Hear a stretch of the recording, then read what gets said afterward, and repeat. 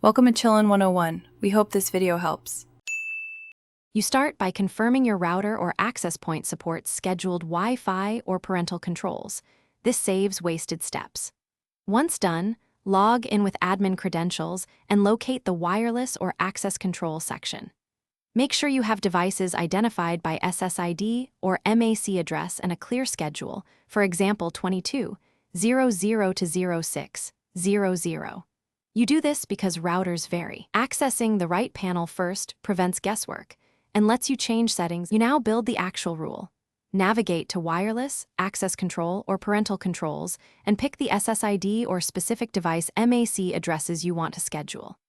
Next, set the days and exact start and end times with AM/PM or 24-hour format. Make sure recurrence is correct, daily or weekdays only.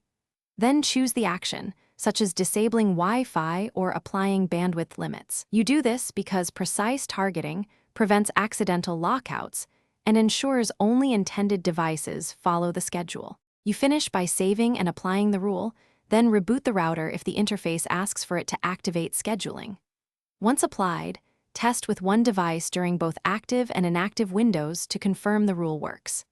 If it doesn't, check the router's time zone and clock, ensure firmware is up to date, and verify MAC addresses are correct.